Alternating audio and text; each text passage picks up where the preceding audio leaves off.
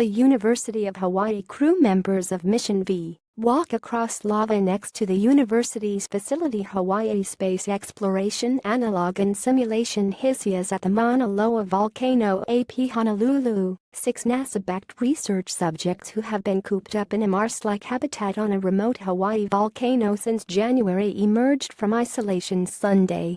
They devoured fresh-picked tropical fruits and fluffy egg strata after eating mostly freeze-dried food, while in isolation and some vegetables they grew during their mission.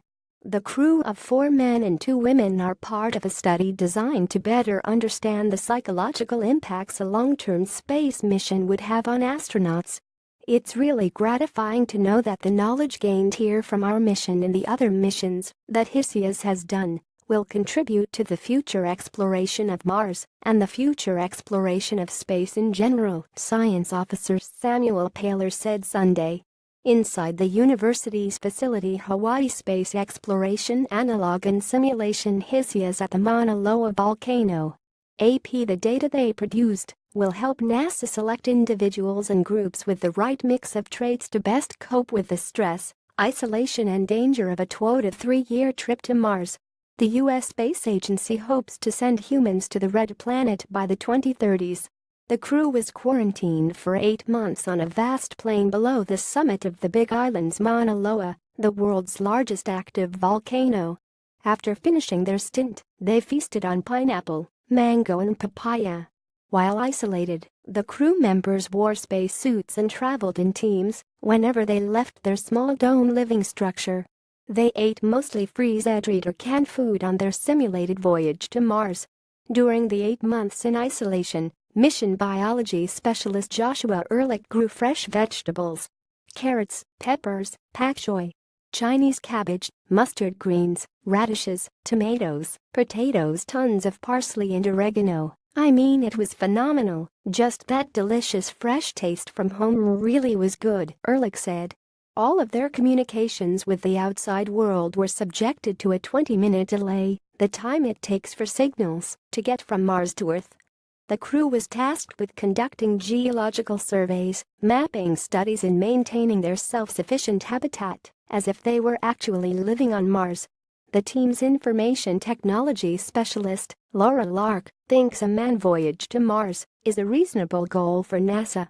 The project is the 5th in a series of 6 NASA-funded studies at the University of Hawaii facility called the Hawaii Space Exploration Analog and Simulation, or HISIAS. NASA has dedicated about $2.5 million for research at the facility.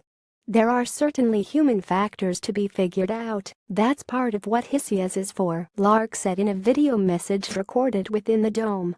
But I think that overcoming those challenges is just a matter of effort. We are absolutely capable of it.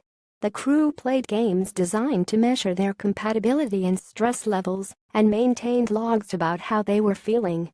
Hawaii Space Exploration Analog and Simulation HISIAS crew members said to gauge their moods they also wore facilit sensors that measured voice levels and proximity to other people in the 1,200 square foot 111 square meter living space. The devices could sense if people were avoiding one another or if they were toe-to-toe in an argument, said the project's lead investigator, University of Hawaii professor Kim Binstead. We've learned, for one thing, that conflict, even in the best of teams, is going to arise, Binstead said. So what's really important is to have a crew that, both as individuals and a group, is really resilient, is able to look at that conflict and come back from it. The study also tested ways to help the crew cope with stress. When they became overwhelmed, they could use virtual reality devices to take them away to a tropical beach or other familiar landscapes. Other Mars simulation projects exist around the world, but Hawaii researchers say one of the chief advantages of their project is the area's rugged, Mars-like landscape on a rocky red plain below the summit of Mauna Loa. The crew's vinyl-covered shelter is about the size of a small 2-bedroom home, has small sleeping quarters for each member plus a kitchen, laboratory and bathroom. The group shared one shower and has 2 composting toilets.